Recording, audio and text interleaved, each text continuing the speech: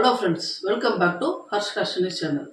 நம்ம சேனல் இன்னைக்கு பார்க்க போகிறது என்ன அப்படின்னா, பூண்டு ரசம், பூண்டு போட்டு இந்த சீராமிளகு ரசம். இதை வந்து கொட்டு ரசம் அப்படின்னு சொல்லுவாங்க எங்கள் ஊர் சைட்லாம். இந்த ரசம் பார்த்திங்கன்னா ரொம்ப ஈஸிங்க. இது வந்து உடம்பு எதுவும் சரியில்லை, கொஞ்சம் டயர்டாக இருந்தது அப்படின்னா இந்த ரசத்தை வச்சு ஒரு அப்பளம் தொட்டு சாப்பிட்டாலே ரொம்ப ரொம்ப நல்லா இருக்குங்க. உடம்பு நல்ல கலகலன்னு உடம்பும் இருக்கும், சாப்பிட்றதுக்கு ரொம்ப அருமையாக இருக்கும். டேஸ்ட் இது பேச்சுலருக்கெல்லாம் ரொம்ப ஈஸி இது செய்கிறது. இதுக்கு தேவையான பொருள் என்னென்னன்றதை பார்ப்போம். இது பார்த்திங்கன்னா மிளகு, சீரகம், அடுத்தது வந்து மிளகா, ஒரு 4 மிளகா எடுத்துகிட்ருக்கேன், கருவேப்பிலை, பூண்டு, அடுத்தது 2 தக்காளி, ஒரு நெல்லிக்காய் அளவு புளி எடுத்துகிட்ருக்கேன். இதை தவிர பார்த்திங்கன்னா உப்பு போடணும், உப்பு சேர்ப்போம், இதில் பெருங்காயம் சேர்ப்போம். அடுத்தது வந்து இது சாம்பார் பொடி சும்மா ஒரு 1/2 ஸ்பூன் போடுறோம் கொதிக்கிறதுக்கு முன்னாடி. மஞ்சள் தூள், அவ்வளோதான் இதுக்கு தேவையான பொருள். வாங்க எப்படி செய்யுதுன்னு பார்க்கலாம். புளியை கரைச்சி இதில் ஊற்றிட்டேன். அடுத்தது வந்து 2 தக்காளியை நல்லா கசக்க விட்டுருக்கேன். 2 ஸ்பூன் அளவுக்கு துவரம்பருப்பு போட்டிருக்கேன்.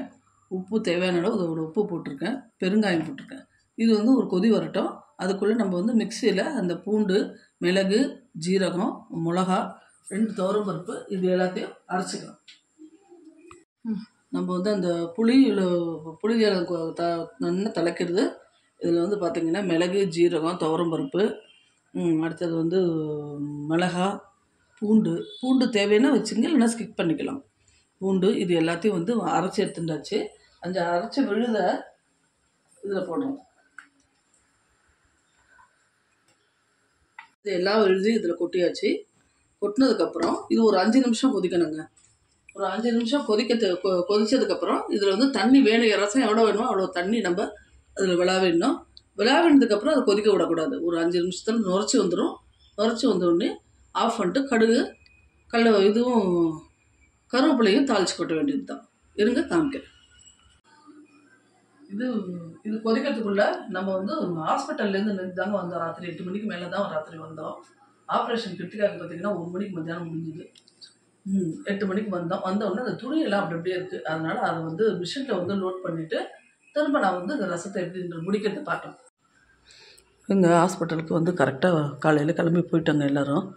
போனவுடனே மத்தியானம் 1 மணி இருக்கும் ஆப்ரேஷன் ஆரம்பிச்சிட்டு 2 மணிக்கு ஐசியூவில் 4 ஹவர்ஸ் வந்து அப்சர்வேஷனில் அவங்க வச்சுருந்துட்டு அதுக்கப்புறம் வந்து நார்மல் வார்டுக்கு அவங்கள கொண்டு வந்தாங்க. கொண்டு வந்த உடனே பார்த்திங்கன்னா ஒரு 7 மணி இருக்குங்க. அப்போ தான் வந்து டிஸ்சார்ஜ் கொடுத்தாங்க. அதுக்கப்புறம் நாங்கள் மெடிசின்ஸ் வாங்கிட்டு கேப் போட்டு வாங்கிட்டு வரதுக்கு அவ்வளோ டைம் எடுத்தாச்சு. ராத்திரி ஒரு 8:30 மணிக்கு தான் வீட்டுக்கு வந்தோம். வந்த உடனே ரொம்ப டயர்டு, படுத்துட்டோம் எல்லோரும். பார்த்திங்கன்னா இதுக்கு போயிட்டு வந்த துணி அத்தனையும் வந்து ஒன்றையும் இதில் மிஷினில் போட்டு எல்லாத்தையும் போட்டு எடுத்தேங்க. கிருத்திகாவுக்கு பார்த்திங்கன்னா உடம்பு கொஞ்சம் நார்மலாகிட்டா பரவாயில்ல, ஒரு 2-3 நாள் ரெஸ்ட் எடுத்தால் போதும் அப்படின்னு தான் சொன்னாங்க டாக்டர்ஸு. ஆனாலும் வலி வந்து வயிற்றில் இருக்குது, அங்கங்கே வலி லைட்டாக இருக்குது. ஒரு 3 ஹோல் மாதிரி போட்டு தான் இந்த லேப்ராஸ்கோபி ஃபேமிலி பிளானிங் பண்ணியிருக்காங்க. ஆனால் ஈஸி மெத்தட் தான் இது. பட் ஆனால் ரொம்ப அந்த அளவுக்கு வலி இல்லை, பரவாயில்ல, ஓரளவு சமாளிச்சுக்கிறா அவளும். இதுலேயும் அவங்க ஒரு 2-3 நாள் போனாலும் ஒரு 15 டேஸாவது ரெஸ்ட் நம்ம கொடுத்தா தான் அந்த பழைய நிலைமைக்கு அவளுக்கு அந்த உடம்பு வரும் திரும்பவும். இதோட தான் இன்றைக்கி இந்த வீடியோவும் தான் எடுத்துட்டுருக்கா. எப்போ பாருங்க, அது நல்லா இதாக கொதிச்சோடனே நம்ம என்ன செய்கிறோம், தண்ணி வந்து நமக்கு எவ்வளோ வேணுமோ குவான்டிட்டி வேணுமோ அவ்வளோ தண்ணி விட்டுருவோம். ராத்திரிக்கு சேர்த்துங்க. ஏன்னா ஹாஸ்பிட்டல்லேருந்து வந்து ரொம்ப டயர்டாகிட்டோம். ஒரு நாள் தான் இருந்தோம். அவ்வளோ என்னென்னு தெரியல. பாப்பாவை மட்டும்தான் வச்சுருந்தேன். பெரிய வேலை ஒன்றும் கிடையாதுங்க. இருந்தாலும் அவ்வளோ ஒரு டயர்டை கொடுத்துருக்கு உடம்பு.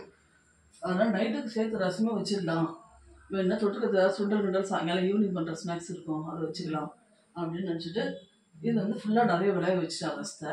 அவங்க இந்த கடுகுக்கு தாளிச்சு கொடுத்தா வேலை முடிஞ்சது. நமக்கு தாளிச்சுட்டு காமிக்கிறேன் பாருங்கள். கடுகு, பெருங்காயம், கருவேப்பிலை தாளித்து 2 ஸ்பூன் நெய் விட்டு இதெல்லாம் தாளித்து ரசம் நல்லா நுரைச்சி வருது பாருங்கள். நுரைச்சி வரும்போது இந்த ரசத்தில் கொட்டிடணும். அவ்வளோதாங்க ரசம். அவ்வளோதான் ஃப்ரெண்ட்ஸ், எங்கள் வீட்டில் இன்றைக்கி சமையல் இதான். எங்கள் வேலையில் இருந்தது எனக்கு கொஞ்சம் டயர்டாக இருந்ததுனால லேட்டு. காப்பியை சாப்பிட்டுட்டு இந்த வேலையை முடித்தோம். ரேஷன் கடைக்கு போயிட்டு வந்தோம். ரேஷன் கடைக்கு போய்ட்டு சர்க்கரை வாங்கிட்டு வந்தோம். சர்க்கரையும் பருப்பும் மட்டும் ரேஷனில் வாங்குவேன், அது மட்டும் வாங்கிட்டு வந்தோம். அடுத்தது பார்த்திங்கன்னா சமையல் வேலை, இந்த வேலை முடிச்சாச்சு. இந்த ஹர்ஷனுக்கு வந்து இனிமேட்டு தான் வந்து கஞ்சி வச்சு ஊட்டி அவ்வளோ குளிப்பாட்டி கஞ்சி வச்சு ஊட்டணும். துணியெல்லாம் அப்படி அப்படியே கிடக்குங்க. 2 நாளாக போயிட்டு வந்து அந்த துணியெல்லாம் மடிக்காமல் அப்படி அப்படியே போட்டு வச்சுருக்கேன். அந்த துணி என்னென்னா அந்த துணி எல்லாத்தையும் மடிச்சாகணும். அது மிஷின் தான் போட்டு தைக்கிறோம். இது முடிஞ்ச உடனே இந்த துணியை உணர்த்தி ஆகணும். இதெல்லாம் முடிக்கிறதுக்கே மணி ஒரு 4 o'clock ஆகிடும் எனக்கு எப்படி பார்த்தாலும். சாப்பிட்டு இந்த துணியெல்லாம் உணர்த்தி முடிக்கவே ஒரு 4 o'clock ஆகிடும். இன்றைக்கி ரொட்டீன் எனக்கு இப்படி தாங்க போச்சு. நன்றி, வணக்கம். வேற ஒரு வீடியோவில் உங்களெல்லாம் சந்திக்கிறேன். புதுசாக ரெசிபி ஏதாவது நான் ட்ரை பண்ணி உங்களுக்கு போடுறேன். திரும்ப உங்களுக்கு ஏதாவது ரெசிபி வேணும், என்னோட இதெல்லாம் வேணும் அப்படின்னு நீங்கள் ஏதாவது ரெசிபி கமெண்ட்ஸில் கேட்டிங்கன்னா அதையும் ட்ரை பண்ணி நான் உங்களுக்கு வீடியோவில் போடுறேன். லைக் பண்ணுங்கள், ஷேர் பண்ணுங்கள், சப்ஸ்கிரைப் பண்ணுங்கள். தேங்க்யூ. நன்றி, வணக்கம். வேற ஒரு வீடியோவில் உங்களை சந்திக்கிறேன்.